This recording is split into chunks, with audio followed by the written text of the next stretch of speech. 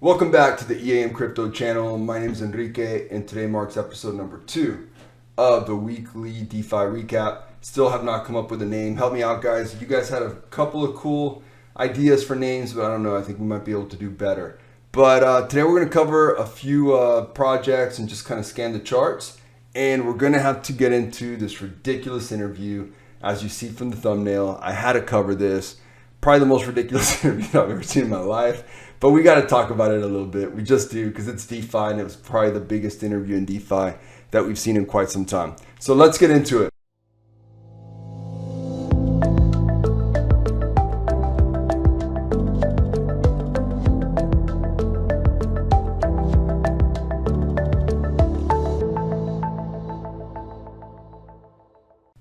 All right, so let's talk about this Brian Legend, and I think his name is On-Chain Crypto. I don't even know the guy's name. I should have prepared better for this. They had an interview earlier in the week. It was the most ridiculous thing pretty much ever.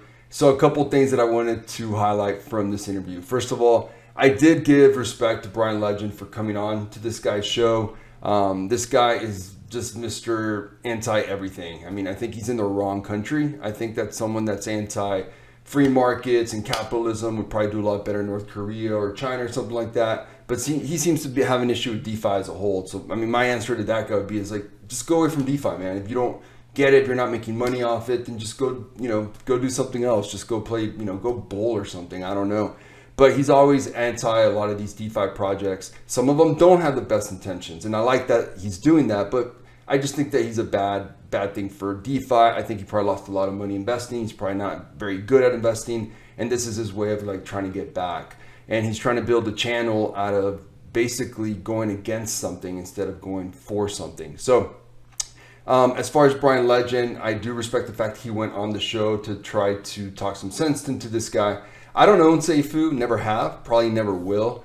But this Brian Legend guy, he comes on the show, he's wearing sunglasses, bad idea. He's wearing a Louis Vuitton jacket, really bad idea. What the hell was he thinking? He's drinking like a Red Bull or something. He says it's 2 o'clock in the morning in Australia. That's also a bad idea. You probably should have come into the show more chill. So drinking a Red Bull or Monster or whatever he was drinking probably did not help at all. And anyways, the interview got completely out of hand. Of course, this on-chain crypto guy came in with this idea that he was just going to destroy Brian and make him look really bad. And guess what? He did. He got under his skin. He got to him. Brian just took the bait every single time. It was a really weird interview. He asked him if he was a brave person. He actually had interviewed his aunt before the interview as a pre-interview. I mean, I do got to give it to this on-chain guy. He was prepared. And then things got out of hand. They started talking about genitalia. It was weird interview. If you guys want to check it out, I think the guy's name is On-Chain Crypto. I can't believe I forgot his name. I watched almost the whole interview. Once Brian Legend flipped him off and left, I stopped watching it. But if you want to see something ridiculous, check it out. Something that did interest me, though, is I thought Safuu was just going to bomb after that. And I thought it was just going to go below the teens, maybe even lower to less than 10, but it didn't. And look, Safuu is, I mean, if you got in at Safuu at the start and you held on to it this whole time, even though it's lost most of its value, you're still up, right? Because of all the rebases and the daily high APY. So I kind of felt like this guy came at Brian Legend a bit too strong, not the most fair. I mean, these are free markets. I think anyone that knows that they're investing in these types of projects knows that it's highly risky. And, is Safuu going to zero or not? I have no idea. Its volume's still really high, 230K. Its FDV, it's still 40 million, Jesus. So, I don't know what's going to happen with Safuu, but I just thought it'd be kind of fun to cover that interview. And if you guys want to check out the interview and maybe while you're doing something else, maybe like walking the dog or, at the gym, it's not a bad thing to have in the background. So we'll see what happens with Safuu. I don't think I'll ever own any. I feel like, the time to own it has passed. But who knows? Maybe I'll be wrong. Maybe they'll be around for a really, really long time. Who knows? It will be interesting. Okay, so let's compare something that we kind of touched on last week. We touched on comparing the FDV of Tomb and their share token T-Share and Wine. or Grape Finance and their share token, wine. And last week, the FDV for T-share was 33 million. For wine, it was 13 million. So there was a 20 million gap. That gap has been cut significantly, just as we expected, and I kind of thought so. The FDV for T-share now 23 million, so that's 10 million less. And wine, despite these crazy market conditions, rough market conditions, actually went up to 14 million. So that cut the gap by 8 million. So now the gap is only 9 million. Wow. So yeah, 23 mil versus 14 mil. And that's what the rumor is, right? That a lot of the big money, a lot of the big players might be little by little moving their money from one of those assets to wine. So let's see if that plays out. Let's see if these rumors are true. But Jesus, that could be huge for Grape Finance. You know, is Grape Finance at a value spot right now or not? It just depends on who you ask and how you see things. You know, I strongly do think that if this asset it was doing what it's doing now back when the market was much, much better. Sorry guys, DEX sucks. Really wish that these assets weren't trading view. It would be doing much, much better. And you know, it's been at some really high levels post Genesis before. I remember this when it got up to like almost 1,000. I think that was back in February, right? Yeah, early February. And you know, again, this is the first Tomb Fork I ever owned. I'll always own some. I have it in 2 different wallets. And I'm also noted up in one wallet where I don't have much, and then the other one I do have a bit. And we'll see what happens, but is it at a value spot? It's really the question that we all need to ask ourselves, and I just don't know the answer to that. In better market conditions, I say for sure it's not. It isn't a value spot. It should go much higher. In these market conditions, I just don't know, but I'm not going to sell any. It's been great, beautiful asset, and we'll see if that trend continues where it's taking market share away from some of the other players, and from the word on the street, it's Tomb. We'll see what happens. Okay guys, let's talk about Ripae, P-A-E. I've talked about this asset in the past many times. It's been a while since I really talked about them on the channel. And this is an asset that I'm always watching. When I'm charting every morning or every evening, I'm always looking at this asset. There's always opportunities to trade it. And it has a very strong community, and their devs just seem to always come through. They don't communicate very well with the community at times. I still hear people complaining about that, but they deliver on what they say they're going to do, and that has to count for something. They're now on Polygon, so they're on Phantom, BSC, they're on Avalanche, they're everywhere. They were able to meet their multi-chain initiatives, and they seem to be doing a lot of things really, really well. However, as far as an investment, where I like this asset the most, really nothing has changed from those of you that talk to me via Discord or Twitter DMs or whatever. And look guys, sorry I don't have a Discord yet. I will get one up and going at some point, maybe late this summer. I just have a lot going on with traveling. Going to be in Costa Rica in a couple weeks, and we're going to be in Hawaii for a couple weeks, and then I can't remember where we're going in August. So it's just not a good time for me to have Discord, and I just don't know if I'm big enough for Discord. I don't want everyone in Discord to be exit liquidity for each other. So I really want to make sure that we're bigger before I set that up. But anyways, as a community. But look guys, as far as pay, the time to get into pay, in my opinion, is always kind of like in the teens.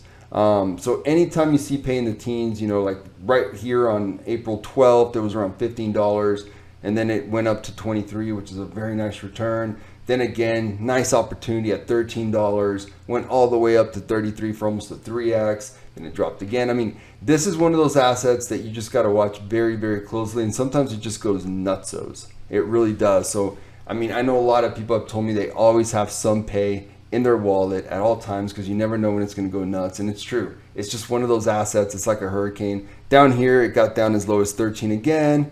And then boom, a 3x, more than a 3x. Then it dropped again.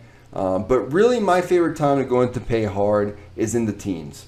I just don't see this asset going to zero and this is my 2 cents. Again, I'm not a financial advisor. I just tell you guys how I see the market and what I'm doing. But anytime it pays in the teens, just assume that I'm in there. All right, so you guys asked me to cover Piggy, so I know Piggy well. I've covered it on the channel many times.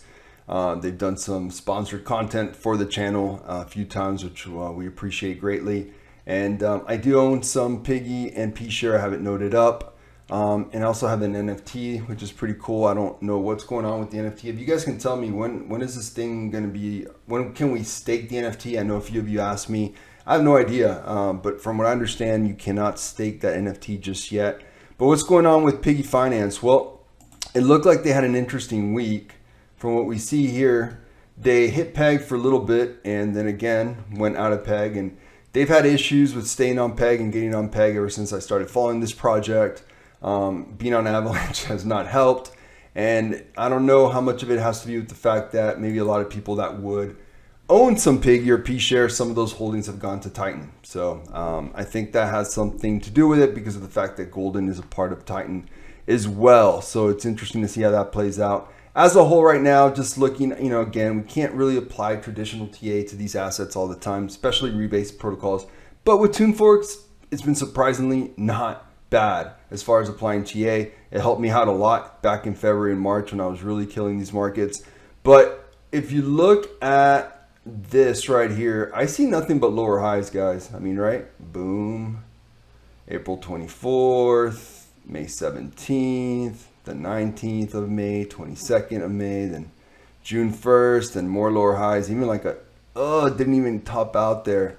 So the TA is not very strong for P share, unfortunately, which, you would think that with it being so close to peg, it would be stronger. Maybe we could see something as far as a volume signature. Nope, the volume's just lower. Yeah, not a ton of excitement right now for this asset, which is a bit surprising because it's so close to peg, and then Piggy just is down 18% in the last 24 hours. So I guess the second it went out of peg, I'm assuming that's what happened. It was above peg, it went out of peg, and then it dropped, boom, 24%. So interesting. So let's see if it can pick itself back up. I guess you can make an argument that there's some support at these levels back for May 27th, but again, with such an illiquid asset, it is really hard to apply traditional TA to this Tune Fork. To other Tune Forks, TA has been a beautiful thing. So we'll see what happens with Piggy Finance. I know that they have some partnerships with Titan as well. I just don't know how much of the money that's flown into Titan, if Titan hadn't launched yet, would still be in this asset. So that's why we need more liquidity and more participants in DeFi, so it doesn't become a rotational kind of market. All right, so let's finish with Titan/Orb. Orb is the farm token for their DEX, and Titan is still doing pretty okay, hanging in there pretty strong. Topped out really close to 18 cents, which was almost a 3.5x from launch for the pre-sailers for us. So that was really, really beautiful to see. And it's holding on pretty strong despite these awful market conditions. But I wanted to talk about Orb. It's been pretty funny to watch what's happened with Orb. What's it trading at right now? $10.80, 84 cents. Guys, it's a farm token. So I feel like everyone's trading this like it's a share token. And I just see where this is going. All these people, I think it got as high as like $24, $26 for the farm token. My 2 cents on this is that it's going to go much further down because it's a farm token. Look at any other of the DEX farm tokens. All those charts look the same. Can it go up again? Yeah, I mean, people are degening into this and treating it like a share token. So you could double your money short term, you really could. But as far as a long-term hodl, I'd be very careful with this. So, I want more Titan. When TI shares come out, I'm going to want more TI shares. And I would think that Orb would be a way to get to there. But I'm telling you guys, this is what's going to happen in the Discord and the Titan Discord and everything. You're going to see all this, oh, devs do something. Oh my God, when marketing for Orb. And yeah, get wrecked. That's my response to all of you guys trying to do that with Orb. You're going to get wrecked. You just are. Listen to me. All right, so no devs do something. How about you do something? Make the smart plays. Learn what's important. Try to learn how to make the most money in these types of protocols. Whether it's a Tune Fork or rebase protocol, there are different nuances. There's different ways to trade them. And what I don't want to see happen is that all these new market participants come in, they do really silly things because they don't know what they're doing, and then they leave DeFi. And so if I'm making jokes, it's out of love, guys. It's just because I want to educate and inform. I'm new to DeFi. I've only been in DeFi really 6 months. I've been in crypto since 17, but really DeFi 6 months, and there is a learning curve. There's a lot to learn. I get in there, I get in Discord, I talk to people, I reach out to devs all the time. I talk to at least 2 devs a day. at least, I think, sometimes more. And that's where you learn the most, is just asking questions. So careful with orb, guys. I'm not saying it's gonna go down starting today and it gets to the 20s again. I guess it wouldn't be a shocker. But I'm very bullish on Titan, all these different revenue streams. They kind of I saw some information about how much money the DEX has already made. Amazing stuff, good stuff, and let's see what happens. You're gonna be able pretty soon to wrap your Titan and be able to not only get the rebases, but also get some orb with that, and then I will sell the orb right away so I can get more Titan and in time TIE shares. All right, so that kind of covers it today. I know that if you guys asked for me to cover other tokens, I didn't get a chance, but if you want to see a specific project that I want to cover next week, I'll do it. And we'll just keep doing this once a week. All right, take care, guys. Peace.